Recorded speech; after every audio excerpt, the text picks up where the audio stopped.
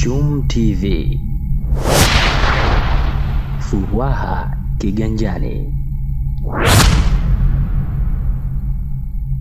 Mkutano wa huduma za usafiri wa anga pamoja na utalii Afrika umefanyika Zanzibar katika hoteli ya Gold Tulip uwanja wa ndege. Juhudi za Rais wa Jamhuri ya Muungano wa Tanzania kupitia filamu ya Royal Tour iliyotangaza Tanzania ikiwemo Zanzibar na kutambulikana kwa vivutio vya utalii na utamaduni na urithi wa kihistoria.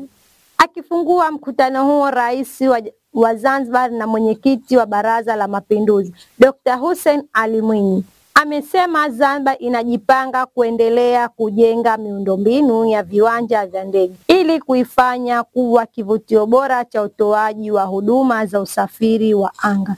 Hii ni Chum TV. Usisahau kulike, kucomment na kushare. Ni mimi Zulfa Isa Sleman. Huu ni mkutano wa 9 tokea ianze mikutano hii kufanyika, na sisi tumepata nafasi ya kuwa mwenyeji wa mkutano huu hapa Zanzibar. Safari hii ni jambo kubwa sana kwa sababu unakutanisha wadau wanaoshughulika na mambo ya usafiri wa anga pamoja na wadau wa utalii katika dunia nzima.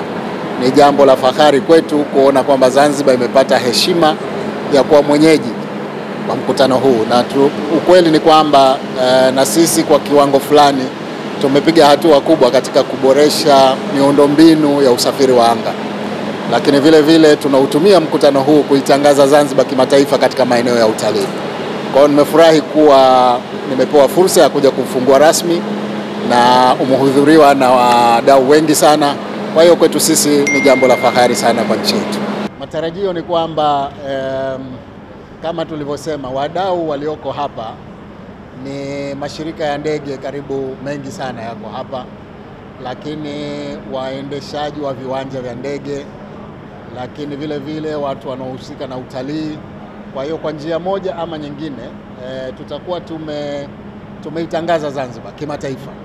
Tunategemea kupata watalii wengi zaidi, tunategemea kupata mashirika ya ndege ambayo yatakuwa sasa tayari kuleta ndege zao hapa Zanzibar, jambo ambalo litatuongezea utalii.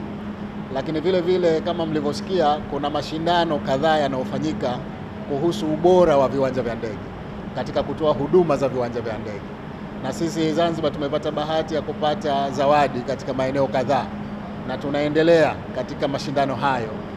Yote haya yanaonyesha kwa kiasi gani huduma zetu zimekuwa bora zaidi za utoaji wa huduma katika viwanja vyetu vya ndege, na nimewaambia vile vile kwamba sio kutoa huduma tu, lakini tumejipanga kuendelea kujenga miundombinu hapa Unguja katika kiwanja hiki cha Abeid Amani Karume, lakini vile vile katika kiwanja cha ndege cha Pemba kukifanya kiwe cha kimataifa sasa, ambako nako tutavutia sana uwekezaji na utalii.